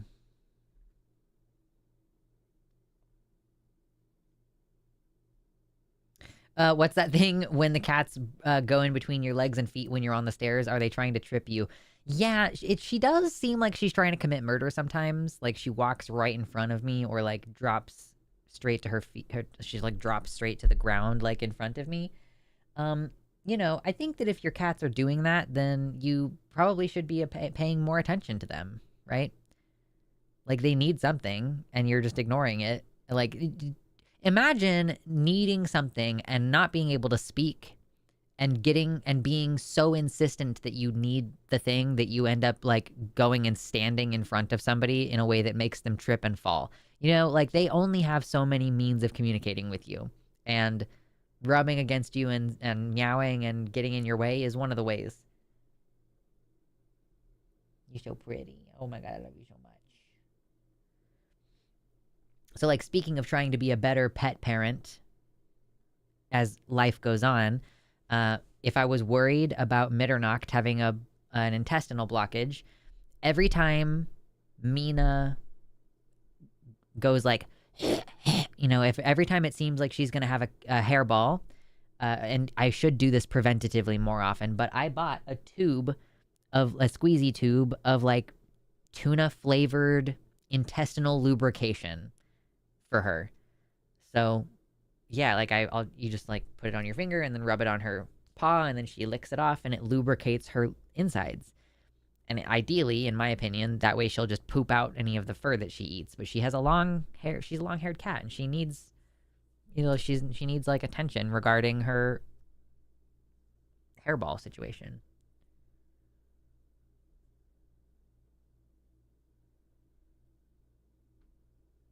I'd like to be a well-loved, spoiled little kitty. True. You have to deal with things like getting picked up and held upside down and having somebody smush your face against their face, you know.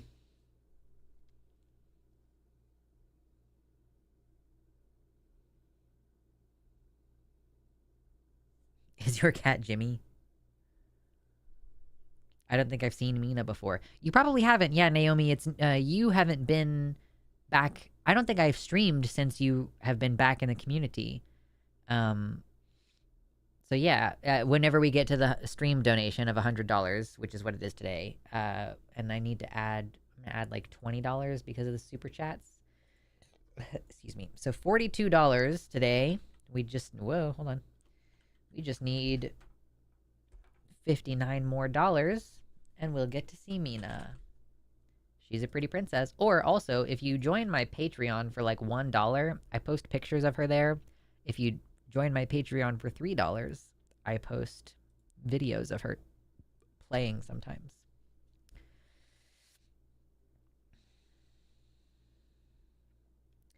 I was attacked for being trans this last weekend on Saturday. The lever of transphobia in my city is disgusting and regularly occurring. That sucks.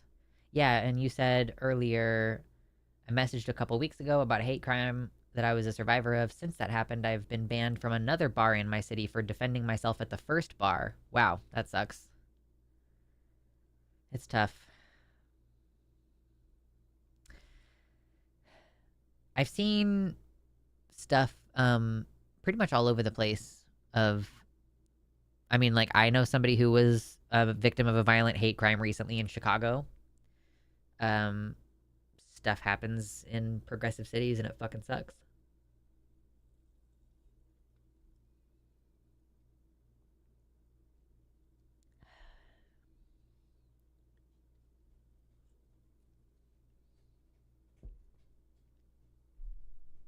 Shakespeare. Oh my God, the soda was not going down. Had a pretty big win this past week. Wound up with just under 40,000 votes in the primary on a word of mouth campaign where we spent only about $8,000 on the campaign, a decent second place. I fought the Clob and the Clob won. Kobe Lane got 6%, which is better than anyone thought we could get. Fuck yeah. Yeah, of course it was always going to be like an uphill battle or like a, you know that you're not going to win kind of thing, but shifting the party left is still important. Y'all, we just had a vote for governor primary here in Oregon a couple months back, and I voted for the trans woman, because I have never had an opportunity to vote for a trans woman at that high of an office. And I knew that whoever the challenging Democratic candidate was not going to win. Like, we have an incumbent Democrat. It's fine. We're going to get Tina Kotek again, and it's going to be fine. Well, I don't know. There's a decent challenge with the Republicans, and like the Democrats don't necessarily do a great job at governing the state, TBH, but it's one of those things where it's like, if the Republicans' government is running efficiently, or if the Democrats' government was running efficiently, then, you know, we would have good roads and good schools, and like they're running the government kind of inefficiently right now. So we only have so-so roads and so-so schools. If the Republicans got in power and their government was running efficiently, we would have concentration camps and data centers, and they would chop down all of the trees. So it's like, you might be upset at how inefficiently the Democrats are governing, but at least like the things that they're trying to do and are kind of inept at are like helping people, as opposed to like actively trying to destroy our lives.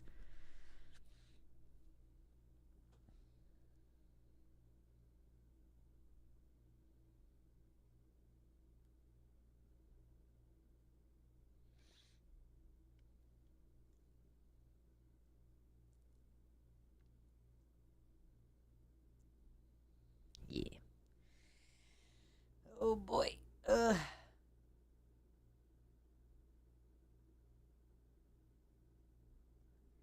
Yeah, I think it's amazing that y'all are running for office too. Like, support, not just supporting people running for office. Like, you know, y'all can volunteer, you can join the campaign, you can help, you can run yourself for a local office. Like, yeah, we need to be thinking about how we can shift power, and how we can shift power in our local communities, and how we can shift resources. And that's going to be through voting and running at the local level, mostly. And like also actually showing up at the local level. Like, you know, you actually got to volunteer for things sometimes, or like donate to local causes, or buy local business, you know, like buy at a local business instead of at Walmart or whatever. Listen, y'all, with all of the fucking cyclospora and all the recalls, like somebody I know who I'm connected with on Facebook is, she just reposted something that I saw today that was like, here's a whole bunch of different recalls, here's a bunch of different companies and a bunch of different types of food. Guys, if you like, I'm kind of like at this point where I'm like, maybe I'm just gonna completely stop. And like, I had kind of planned to do this prior anyway. Like, maybe I should just stop buying any of my produce at Walmart and buy it all locally, right? Obviously, that's going to be more expensive in some ways, and you kind of have to plan things differently because the produce will go bad faster because it's local produce. It's not like whatever they've bred at Walmart to like ship hundreds of miles or whatever. That's probably an exaggeration, but you know what I mean. Like, ship long and stay fresh on the shelf long. Like, when you buy carrots and they stay crisp for like a whole month, but then you buy carrots at the farmer's market and they go wobbly within like 3 days. So, you know, it does involve a little bit more planning, but I would honestly support and recommend, if you guys have local farmers markets, that you guys should support local businesses. If you're worried about salmonella or cyclospora or whatever, these local businesses don't really have that problem because they actually have to care about their reputation. To my knowledge, there is not this like epidemic of food-borne illness from farmers markets. So I would say if you can get your eggs local, if you can get your lettuce local, any of that shit, that would be great. Thank you so much for the 2 quid. Sorry, it's not more. You have my support. No, it's okay. Thank you. So, you know, always support yourselves. I'm doing okay right now. I've got, you know, my job with the line is kind of my main source of income right now, and like I'm working my ass off, so don't worry too much. But thank you, I appreciate it. And 2 people just super chatted, so I'm gonna add those. That's like about $7. Let's go ahead and add $7 to the total, bringing us to $49. $49. Mina, she's my baby and I love her so much. Anyway, Ghost Vamp with the $5 earlier said, my cat is having an issue where she is bald on her tummy, and me and my wife are not quite sure why that's happening. Not even the vet knows. Any ideas? Have you noticed her grooming that area a lot? Like, is she ripping her hair out? Because if she's itching the area a lot, then she might have an allergy, and that could be like an allergy to her food. So you might start trying to narrow down, like, did this start recently? Was there a change in like food or treats? Like, did she get something new? Or did maybe like a blanket that she sleeps on, you started using a new laundry detergent for that or something? So yeah, a lot of the times if cats have bald spots, it's because they're ripping their hair out because they're itching. So if she doesn't have fleas or something obvious, then it's probably like an allergy in her food or something. Oh man, where did my chat go? Come back, chat. I missed you. Give so I can see Mina. True. Naomi hasn't seen Mina. I just saw that Outshine popsicles were getting recalled due to there being glass in them. Yeah, I saw that today too. And I have been eating the shit out of those Outshines recently. I was like, oh, hell yeah, there's a fucking... It's a popsicle, but it's basically like a serving of fruit almost, because it's just blended fruit in a popsicle. Hi, baby. I love you so much.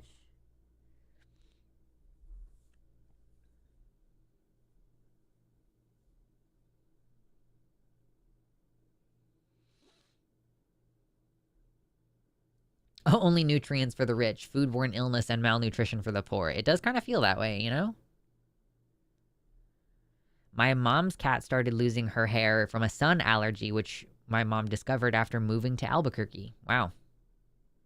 Good night, Emma. Sleep well.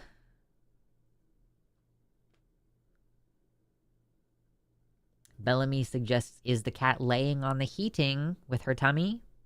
That could be causing the hair to fall out, maybe? I don't know. Hi, my beautiful baby. I love you so much. Hey. I don't know what you want right now. What do you want, girly girl? Hi. She keeps asking, by the way, like, I'm not just arbitrarily like paying more attention to her than you guys. She keeps talking to me. How you doing, baby? Yeah. Oh my god, you're so great. Anyway. Check your boxes. Yeah, I gotta check the fucking what recall batch. There's like recall batch Outshine fruit bars. I guess those are the frozen ones, right? Oh wait, maybe the ones that I get aren't affected because I haven't been getting the bars. I get like they're more like a popsicle.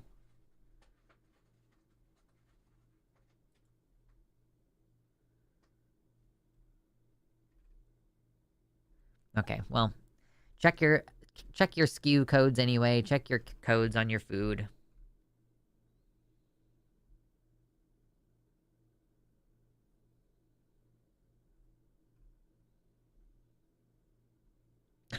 When I lived with my roommates, one of the older cats would lick the youngest cat's head so much that the cat had a bald spot. That's funny. Too much love. So much love.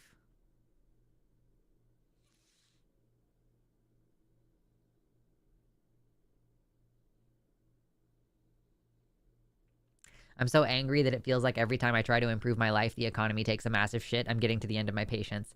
Yeah, I don't know what the fuck I'm gonna find at the end of this 4 years of school, right? Like, we just did summer term, and now I have 6 weeks off, but then I'm gonna be, like, busting ass for the next year. Here's how my understanding after having looked it up, this is basically what it's gonna be. The fall term starts in September and goes till December sometime, and then there's about 3 weeks off. And then the next term starts in January, really early in January, actually, and then goes until March, roughly when you would expect to have spring break. And then you do have 1 week off between the winter term and then the start of the spring term. So you get the 1 week off there for spring break, basically. And then the spring term goes from like the end of March until like June. And then there's like a 2 week break between June and the start of the summer term. And then you come back around, and then there's like a 6 week break between the summer and the fall term. And I'm guessing that I'm probably going to have to take summer term classes every time because my program is basically set up in a way that it would be basically impossible to do it in 2 years unless you took a large number of classes and or did the summer term every time. So I'm this is gonna be the biggest chunk of non-school free time that I'm gonna have until next year, right? The biggest break that I'm gonna have is gonna be. Nicole has donated Whoa. $50. Because you're awesome. The biggest break that I'm gonna have is the 3 weeks in the winter. So I'm gonna be a busy bitch for the next 4 years. Anyway, thank you so much for the $50 donation. That's crazy generous, and it's also crazy, Nicole, that you just donated $50 and we're only at $99. We still need technically a $1 donation in order to get to our goal and get Mina and force her to be on camera. But hey, you know what? You brought us much closer, and thank you so much. I really, really appreciate it. That's really nice. What's your major? Electrical engineering. Electrical and computer engineering, technically. Is your school year-round style or a traditional school schedule? I mean, it's weird because where I came from, we did semesters, and I don't know if maybe that was still true. I thought that was still true for the colleges. I thought that colleges were the fall semester and the spring semester, and then there was a shorter summer semester that you could take sometimes.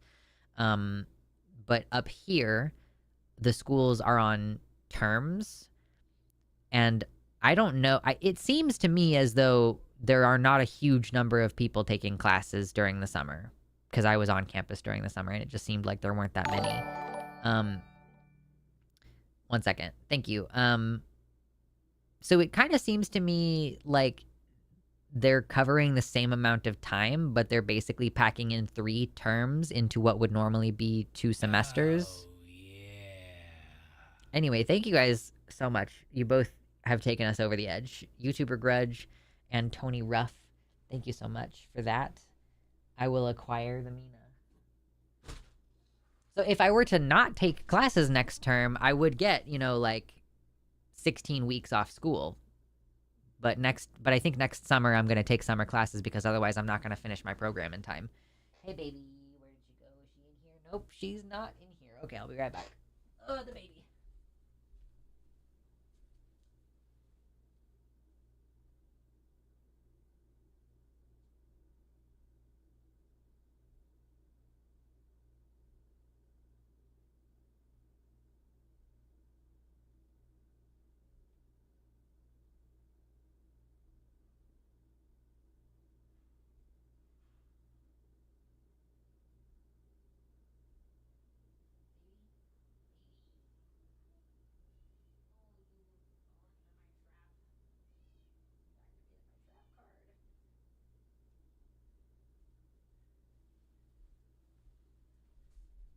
This beautiful bastard. This beautiful bitch is so dumb. I was looking for her and I was like, where is she? I don't know where she is. And then she came running out like, hey, what's going on? How are you? And I was like, haha, you've activated my trap card, bitch. Mina is here. Naomi, if you would like to look at your screen now, this is my Mina. You should you good girl. My baby. Oh, yeah. I always took summer classes in college so I could take less during the other semesters. Yeah, the way that the program is set up is that it's basically I'm scheduled. The way that the program is set up is you would basically have to take 18 or 19 credit hours per term in order to actually do it in 2 years. So, baby, I love you so much, Mina. Are you, baby? Are you complaining? Yeah? Oh, yeah. Tell the people all about it. Yeah?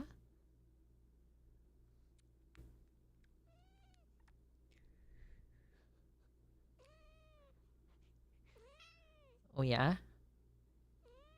You're so good, though. You're so good, I love you so much.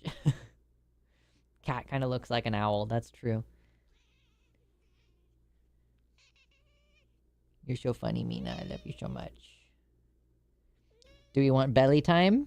Are we ready for belly time? Oh, belly. She's got belly. Oh, she does. Oh, she's got belly. Oh, Mina, Mina. You good girl. That tail flip is menacing. She's usually very docile. You good girl. You good baby. Okay, you know the rules. Mina, you know the rules. Whoop, whoop, whoop. Hold on. Hold on. You know the rules. Mwah. Okay, bye. You're a good girl. You're a good girl. You know what's really funny is she just sat down. She's gonna stay there. Because here's what she actually wants. She wants me to PLAY. That's what she wants. Lux, can you mail Mina to me? I'll take good care of her. She has already been mailed to us, apparently. Like, at the shelter when we got her, they said that apparently the person who surrendered her to the shelter found her in an Amazon truck, like inside I think a semi, like the semi of the Amazon truck, the trailer part. So it's entirely possible that she traveled over state lines and stuff to end up in Oregon. I don't know exactly, but yeah, it seems as though she was already mailed to us, you know? People who own cats are less likely to have cardiovascular issues, if I remember correctly. I revisited that, and I believe that the research actually shows that having a pet reduces some markers of stress and cardiovascular disease. So it's like a dog or a cat. It's like, I think it's pets that you can interact with or something.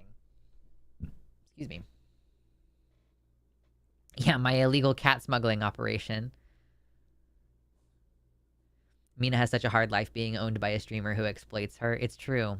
She's got such a hard life. She's so... Are you good? Mina. She just made a weird noise.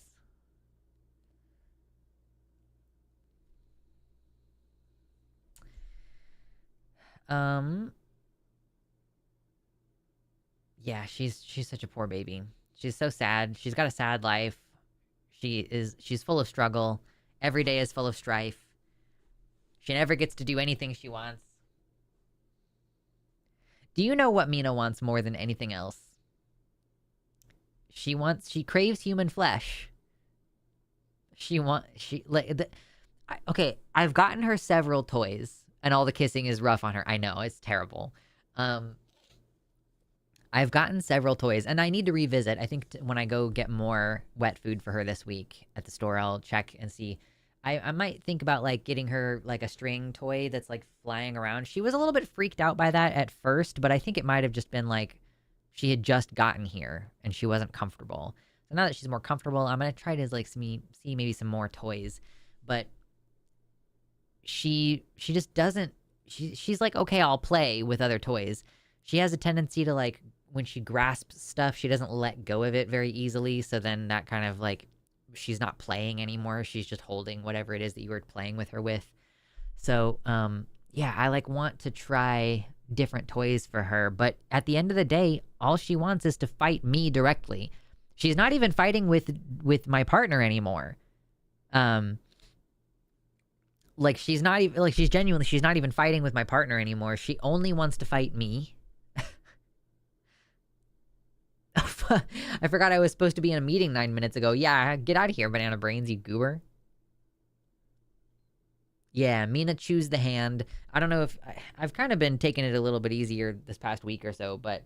And it's, like, hard to see on my lily white skin, but I've got, like, a webbing of scratch marks on my hand. For sure. She's a little menace. Mina the Menace.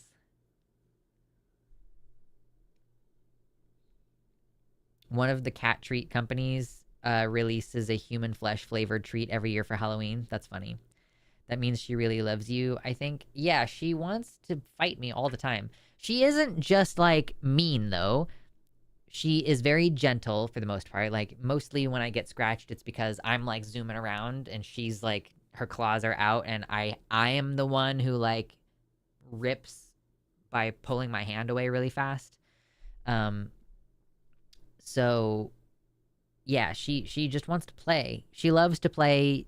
You can't bite me. Like sometimes when I'll be like, you know, petting her and like rubbing on her over here, and then she starts trying to bite me. And sometimes I'll like leave my hand there and let her bite me a little bit, but then she'll deliberately put her head down like this into my hand, because that's one of the things that I do when I'm playing You Can't Bite Me with her. Like I'm like with my hand, I'm like, nope, you can't bite me, you can't do it. Or like I'm under her chin and she's like, ah, or like up here and she's like, ah. So anyway, she'll do that deliberately. Like I'll be letting her bite me and she'll put her face down because she's like, no, I want to play the game, You Can't Bite Me. And then she'll sometimes when she's playing, she'll stop and give you a couple little like licks, and then she'll like bite you again a little bit. So she is sweet. She's not doing it to hurt you. She's not upset. I check in on those things. I'm like, hey, are we okay? Like, are you mad at me or anything? No, she just wants to play. That's all she wants. All she wants from me is like, and every single time when she goes like, if she's ever being cute and she's like, I'm being so cute right now, I'm gonna like roll around on the floor, she wants to bite me. That's what she wants every time. Put a sock over your hand. Yeah, but I don't mind. She can't hurt me in any meaningful way. She's a fucking 10-pound cat, you know what I mean? Like, she can't hurt me. So, and also, I would lose the benefit. Because the thing is, she can't hurt me. So I'm rubbing on her and she's soft, you guys. She's crazy soft. So I'll be like, you know, ruffling her belly or whatever, or getting under her chin here. And I'm getting all of the benefit of touching a soft thing and like basically petting an animal, like having the benefit of like touching and petting a cat. But she is biting me. It's funny, but it's true. It's like I'm getting all this benefit of like petting a cat and she just is biting me while I'm doing that. So yeah, it's pretty funny actually. She's great. She's great. I love her so much. I changed my phone screen. I don't know, can I show you this? Is there going to be anything on here? No, I can show you, I think. As long as there's not crazy glare. But can you see I changed my lock screen. It's just a picture of, like, that's my hand. And she's just really gently going, like... I took a picture of her. Oh, my God. Literally, I see this picture, like, I pull out my phone to do something, and immediately, like... I just immediately, like, settle and, like, calm down. She's so great. I love her so much. I am returned with big waffle. Yeah. Waffles are delicious.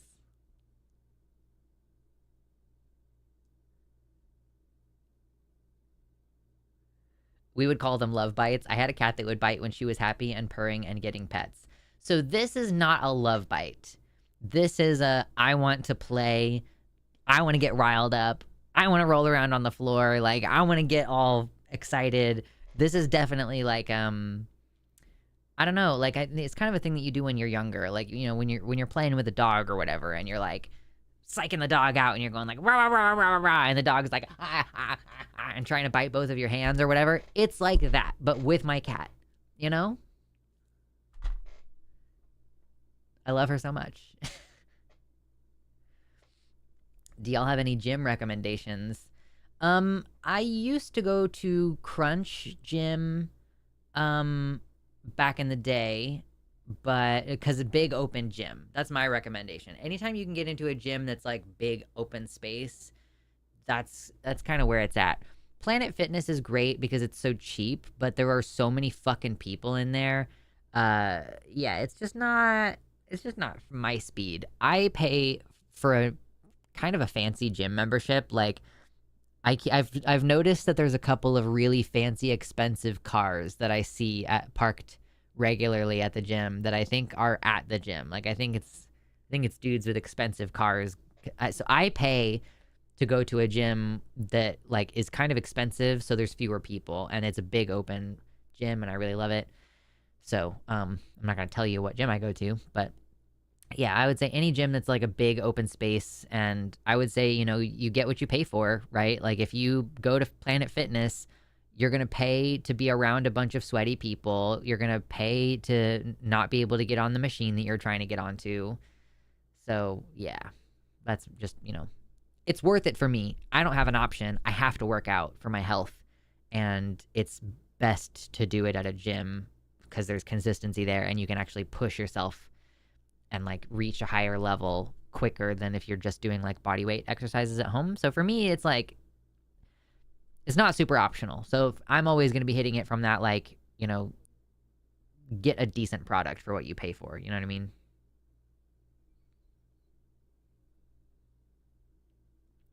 Fungus says, I recommend Lifetime. It's hella expensive, but worth every penny. Yeah, and I also recommend checking out your insurance. If you have health insurance policy, my health insurance does have, and some gyms work with health insurance so that, like, you might not get, like, a full service benefit.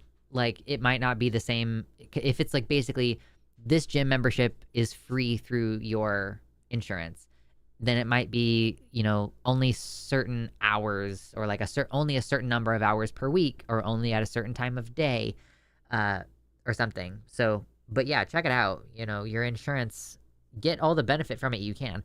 My insurance also comes with a subscription to like the Calm app. So even if you don't use it that much, like having access to it, utilize everything you get from your fucking health insurance membership if you can. I don't like Planet Fitness mainly because I need some motivation to work out consistently. My depression and anxiety get to me. Yeah, I'm not sure if you're a person who needs external motivation to work out. I don't personally have that problem, really. I'm very internally motivated to work out. So, yeah, I don't know. Bar with 315 pounds of plates for home gym. Listen, when I buy a house someday, you can bet your ass that I'm going to outfit part of the basement or like a shed or something as a home gym. Like, I don't really relish the idea of going to the gym and being around people. I kind of do want to talk to people more at the gym. Like, I really do kind of, because if I'm going to be there like 4 or 5 days a week, which has been pretty consistent. Obviously, I took off some time just now with finals, but back in the gym for, today's the first day in a couple of weeks, and I plan to be there 5 days a week. So I want to get to know the people and like talk to people more. So yeah, maybe you just need to like talk to some people at the gym that you go to, or get a personal trainer for like, prepay for a personal trainer for 6 weeks, and then, that's a splurge, and then hopefully that helps you get into a routine, and then you don't need that anymore. I don't know. Excuse me. What I really want is a personal trainer who works with me in the gym in my building. What I want is a personal trainer who knows dick shit about fucking connective tissue disorders. That would be great.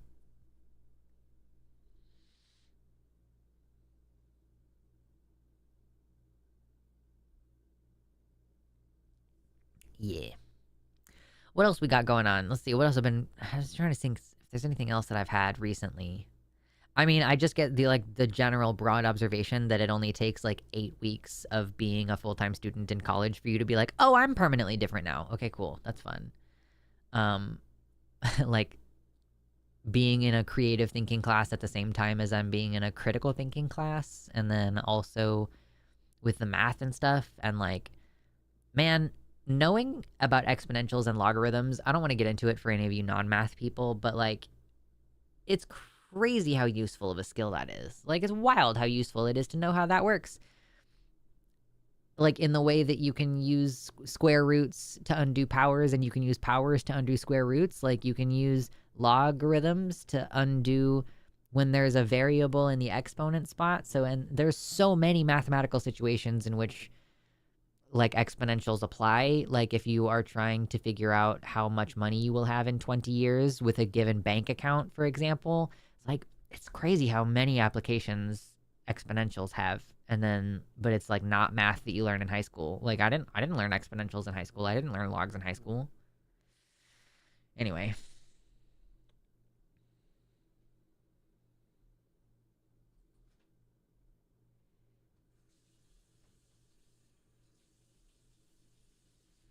I need external motivation for it, someone in my ear telling me to push. I've asked about gym buddies within my community, but don't have anyone available / willing and can't afford a trainer. Well, Melissa, what you need is you need to make friends with people who are at the gym at the same time as you. Like, if you're asking more broadly in the community, then it might be, you might find someone who has similar training goals as you, but who only goes to the gym in the evening. And if you're like me and you can't fucking stand being around people and you go to the gym at 9 o'clock in the morning, like, it's going to be hard for you to find that, right? So I would say get into a consistent time that you're going, even if you're only going for like 20 minutes, let's say. You're only going for the sake of going. Maybe you don't push yourself to work out. Maybe you just go and you like stretch and you kind of walk around a little bit. I don't know, whatever. But go at a consistent time and then be like, hey, these are the people who I see regularly. And then, you have the kind of motivation of being like, oh yeah, that person expects to see me there today, or whatever. Like, you get to know somebody and you help them out and they're like, oh hey, next time I'm here, I was planning on trying to do this, but I need a spotter. Would you be willing to spot me? And then you help them. Da da da. Blah blah blah. Community, build relationships, make friends.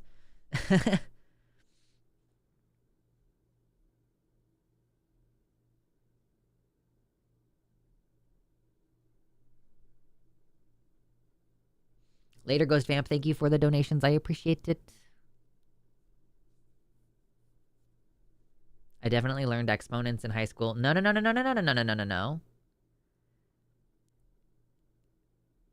I'm fairly certain I learned logs, but that was senior year. Okay, so exponents are not the same as exponentials. Exponents have a power that has a constant value. Like something to the power of 2 or something to the power of 3.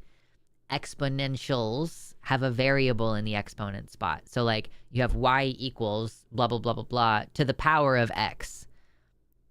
So it's different. It's different. Trust me, it's different.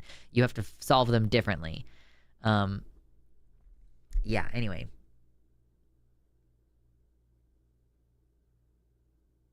Logarithmic scales also map onto human perception well. For example, the decibel scale.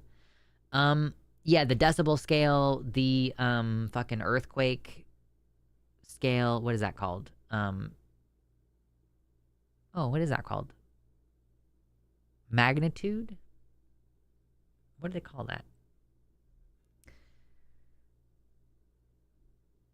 We learned those at the same time. Okay. My highest level math class was Algebra 2. And I know that we discussed some trig stuff in Algebra 2. Like, I remember doing sine, cosine stuff. So maybe we did. I just don't remember logs at all. I took pre-calc junior year. Okay, so that's the thing. I took Algebra 2. I didn't take pre-calc. So maybe there was a little dusting of pre-calc in there, but it wasn't like that. It was not the class I took. The Richter scale. Yes, thank you.